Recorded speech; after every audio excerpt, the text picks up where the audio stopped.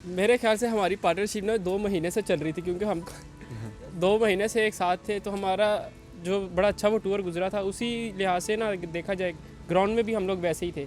अगर हम बाहर वैसे थे ना, तो ग्राउंड में भी वैसे ही थे। ग्राउंड में भी एक दूसरे को वैसे ही दोस्तों के जैसे ही बता रहे थे कि मतलब अगर मैं इससे कोई था, मेरे से कोई गलती होती थी तो ये नहीं कहता था ओए की तई, कहता था कोई नहीं, नेक्स्ट देखी तू इससे अच्छा करेगा। तो वही यही होता था कि नेक्स्ट बॉल हम उससे ज़्यादा ना कॉन्सनट्रेट के साथ खेलते थे। हम एक दूसरे को बैक कर रहे थे, वो तो हर बैट्समैन एक दूसरे को करता है, लेकिन हमारी हमारा काफ़ी अच्छी ज़्यादा अंडरस्टैंडिंग तरीका दोस्ती कुछ वाला। और था, क्योंकि हम रिलैक्स रहना चाहते थे तो कुछ और बातें भी करते थे। जैसे ये आया तो सबसे पहले तो जो बैट्समैन आता है वो यही पूछता है कि पिच उस टाइम कैसा खेल रही है।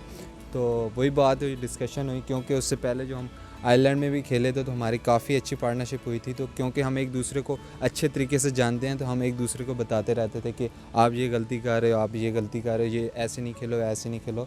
तो हम एक दूसरे को बता के इसी तरह पार्टनरशिप की थी। हम ज़्यादातर एक ही बात पूछते थे कि छोड़ा के लेफ़्ट कैसे किया बॉल, क्योंकि लेफ़्ट करना हमारे लिए काफ़ी मुश्किल है। तो हम एक दूसरे को लेफ़्ट के पूछते थे कि यार लेफ़्ट अच्छा किया है या गलत किया है। तो इसका थोड़ा पुल का मसला था, क्योंकि ये से पुल लेफ़्ट नहीं होता, तो ये मेरे से पूछता रहता था कैसा लेफ़्ट किया।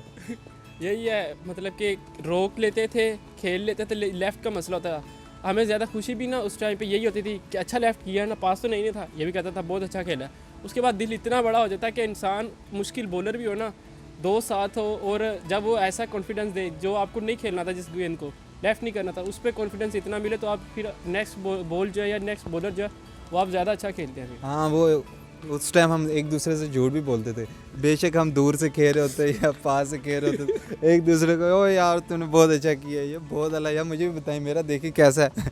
तो एक दूसरे को कॉन्फिडेंस ही देना होता था, और उसमें हमने एक दूसरे की हेल्प की। पार्टनरशिप इस वजह से भी अच्छी रही क्योंकि हमारा जो पिछला मैच हुआ था आयरलैंड के ख़िलाफ़, उसमें भी हम काफ़ी देर एक दूसरे के साथ बैटिंग की। तो एक दूसरे का पता पहले भी था, लेकिन मैच में और ज़्यादा पता चल जाता है। तो उससे भी काफ़ी फ़ायदा हुआ। और जब ये आया तो नया बॉल लगा हुआ था, तो नया बॉल इधर ड्यूक का इतना ज़्यादा स्विंग नहीं होता, स्विंग होता है, सीम नहीं होता। तो हमने यही कोशिश की कि जितना ज़्यादा नए बॉल पे हम रन्स कर सकते हैं, उससे काफ़ी हेल्प मिली। और हमने स्टार्टिंग में जो नए बॉल से रन्स किए उससे काफ़ी मदद मिली, क्योंकि बाद में रन्स करना काफ़ी मुश्किल हो गया था। टाइम मुश्किल तो था, नया बॉल था, लेकिन उस टाइम पे हमारी गुड लक ये थी हम दोनों की कि उनके बॉलर्स भी जो है ना वो काफ़ी ओवर्स कर चुके थे, कोई 15-20 ओवर कर चुके थे। तो उस टाइम आपको जो है वो रन्स मिलने होते हैं। उस टाइम पे जो आखिरी सेशन होता है ना, तो ऊपर से नया गेंद आ गया, नया गेंद फिर बल्ले में अच्छा आता है। अगर आप थोड़ा सा सर्वाइव कर लेना तो फिर आपको रन्स करने आसान हो जाते हैं। तो यही हमने हिकमत अमली अपनाई थी उस टाइम पे।